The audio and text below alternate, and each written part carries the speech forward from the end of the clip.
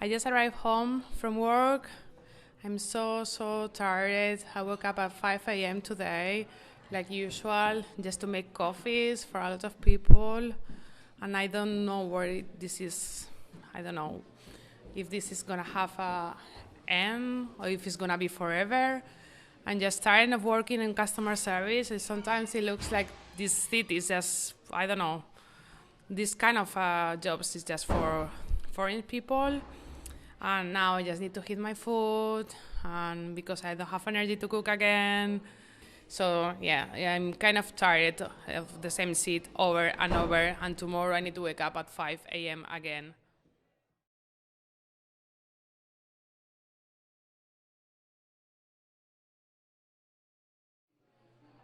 I went to stay with her one night. I'd already gone to bed.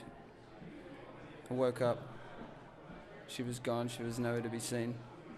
I got a bit worried and, messaged her a couple of times and was like, where are you, mum? Where are you, mum? Tried ringing her, no answer. It was like she'd just been abducted or something. She was gone. When I finally heard from her and she was like, oh, sorry. I mean, I'd rung my uncle and everything trying to find her, but she was like, oh, sorry, I had a late call last night, booty call, and I've been on cocaine all night, and I haven't been to sleep yet, and I'm real sorry to the best you bet. And she was just off it.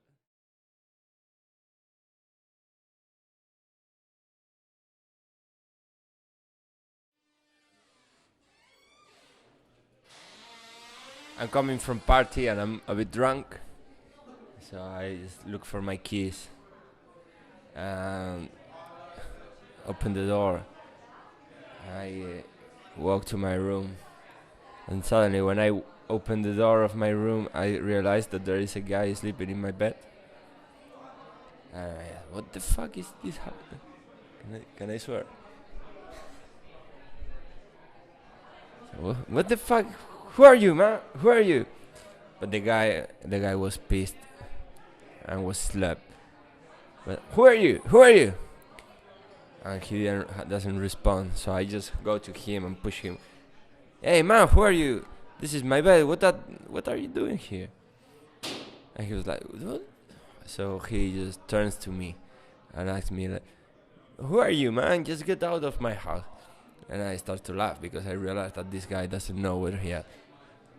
Hey man, but this is my house. And he says, no, this is my house. No man, this is my house. And I know for sure it's my house.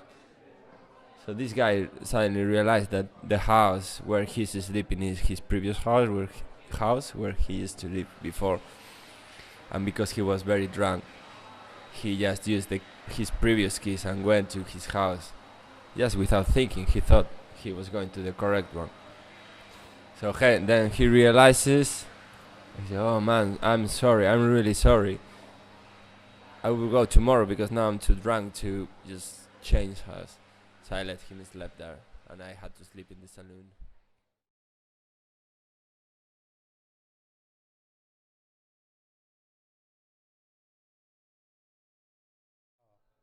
But I know he's always a bit late and he's never on time. So I was just sitting there, drinking, because I usually take a bottle of wine with me so the pain isn't as bad and all that.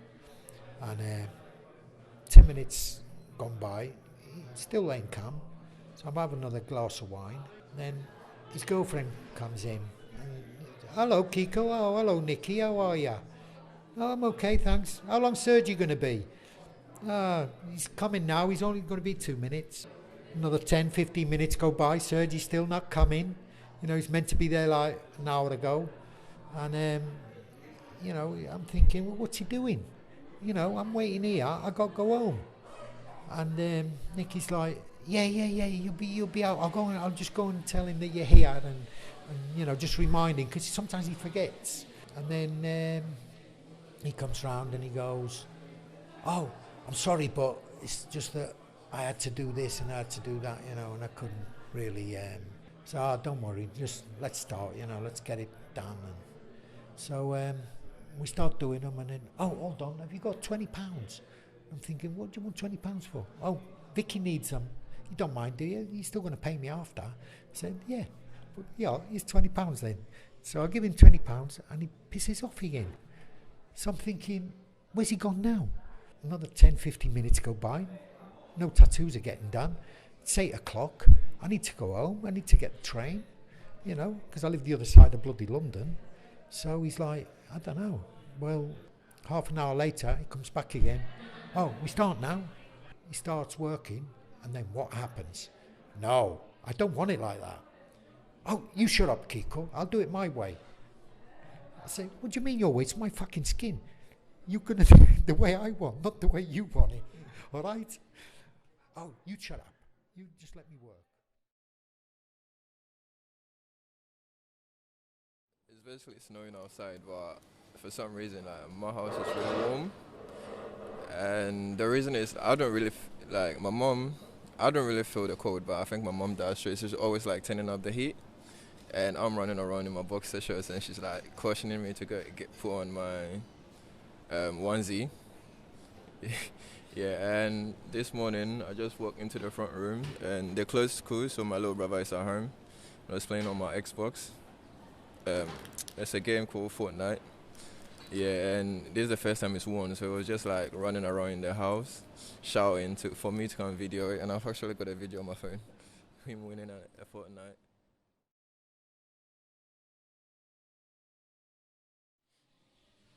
So he lived there for many years, and eventually, like that's where his downfall was being sort of alone in this alcoholism. As he got older, it was his demise almost, I guess. That house became sort of this symbol of independence, but it also became the symbol of illness, where he wasn't able to look after himself, and he would relapse into being unwell and drinking too much and smoking too much, things that he knew were making him ill and things that led to him, dying. Well, I live in a damp flat, deliberately caused by the housing and the neighbour above me. And I'm a secure tenant, and they're trying to hustle me out, but I'm paying them this and that, so they can't throw me out. They move people in to try and bully me, commit fraud on my property, and cause a lot of problems to me. Harass me day in, day out, and try and force me out of there. The lady above me has been getting her boyfriend to commit fraud on my property to keep me in trouble of something I haven't done. That's what they've been doing. And they'll be looking to do it again. And they've flooded me out 5 times, and they're trying to say this and that. The neighbour above has been telling me, trying to get me to stay out of my home and bullying me, harassing me, because I'm not a violent person. Her boyfriend tried to run me down on my bicycle. Near me. He's really rude, disrespectful. He won't fight me, telling me I must come out. They tell me I must come out, or they're going to burn me out. They tell me every room I go in, they want to follow me in every room. When my friends come over, they want to video edit my friends. They're doing nothing wrong. I waited 7 years for my home, and I got my home on special needs, Band-Aid plus. So, not B or C. I'm special, so so I'm pissed off.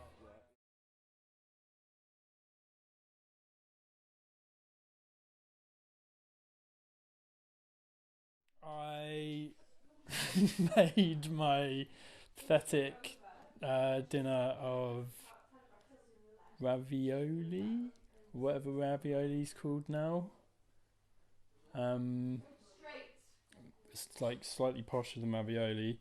And me and Chloe chatted, some crap.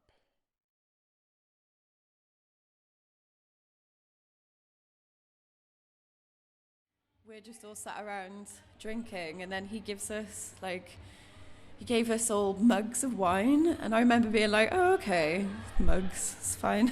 And drinking this mug of wine, and then it's like hours later, and I realise I'm still like totally wired and I'm awake, and I realise that he's blatantly spiked us, this guy who we're with. But we're with loads of our other friends, and everyone's fine. But I suddenly realised, like, we'd definitely been spiked because it's like 6 a.m, the sun's coming up, and we're just like, and we're still super young. This whole session, and I just remember saying to my friend, I realised that halfway through, I still had the label from the jeans that I had just picked up from the Ashford Retail Centre, and I still had the sticky stuff on the side of the jeans. And he luckily hadn't noticed, but whenever I go back to this place to visit and to do sort of music courses there, whenever I go into the room to do some practice, I always remember feeling really embarrassed in that. It was like a really good day, and I went downstairs to get breakfast, and I suddenly heard like a little noise, and I thought immediately that it was like a tiny mom, but I didn't pay attention because I'm not really fussy about it. Like tiny little mouse. It's gonna be cute. And then when I actually paid attention, maybe like 5-10 minutes. Oh no! First of all, he comes in, and he says, "I've come to replace your bathroom radiator." I said, "Oh yes, and you're supposed to put 4 new taps on the other ones." And he goes, "Nobody told me about that. I haven't got any taps with me." I said, "Oh, great." He says, "Oh, I think I've got a couple." I said, "All right, well, at least if you can replace the ones with ones you've got, that's great." So he's right. Okay, so he does that, and he's working on the bathroom radiator. Next thing I hear, "Excuse me," went downstairs. "Oh, sorry, I can't do this today. The wall's not thick enough, and the raw plugs I've got to hang the brackets on won't hold it. I'll have to come back." Familiar story, I think. Another half day off work for him to come back and actually finish the job. Oh, still didn't bring any more taps for the other radiators either.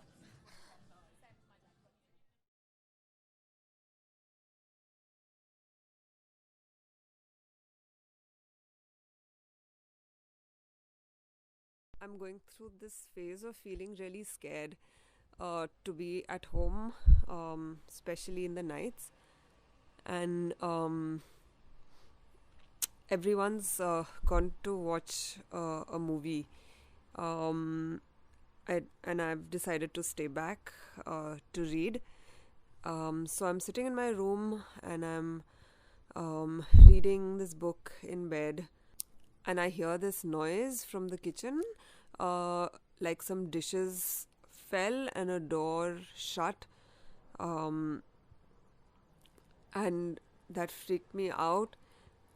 Because I thought someone had broken into the house, because one of the windows in the kitchen is loose, and like someone could climb in if they wanted to.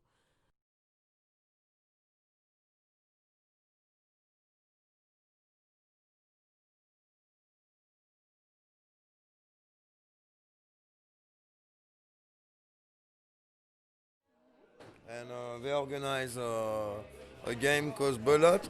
Belote, yeah, it's a belote, and it's like, when everybody play cards, it's a tournament, understand? When they play pool, and the winner, what do you call that? A race or whatever. And it's so strict in those places. That when you play cards, you are not allowed to express anything. You cannot touch your ear, you cannot uncross your arm, because it might mean anything, yeah? Something, actually, it might mean something. And if you mean something, it's probably about sitting on the game. Yeah.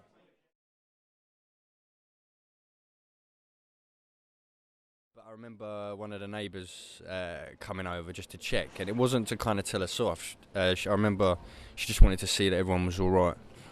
And with like where I live, how do you call it in English? you like don't get cotton, that. You like know, you make as you can make all kinds of But I don't crazy, know, unusual noises, and the neighbours would just Saturday stay in their front and room. I am in my bed. You know, I just wake up. They'll put their hands and over I their ears. feel They won't give a the shit. We got new windows, but they were quite dangerous. You had to flick this cap and then to open the window all the way. But there was nothing stopping it from flipping all the way around and hitting you in the head. So that would happen sometimes. I am in my bed. And when we moved there, it was like, who are you? Who are you? And we looked at it through. We went to the park, we looked at it over the fence, and was like, my mum was like, "Yeah, we're gonna live there." It was like, but yeah, we just pictured it, and we was like, "Yeah, I can see a home." TV. And normally I get really bored, and so I decided to do this thing where, like, basically I'll go out into the garden and like I lock myself out, working? I work full and it got a bit time, loud, so and a I've few got some people time off were getting a bit later loud and a bit. So you'll have to rebook it. The neighbour above has been telling me, trying to get me to So when I stay. come home, I find it quite being bizarre that alone the in corridors this to each alcoholism level as are you all get exactly older. the same. All the doors are exactly the same. There's no personalisation to any of the flats. When you go inside, the only saving grace is the fact that because I live high up, I have extraordinary views over London.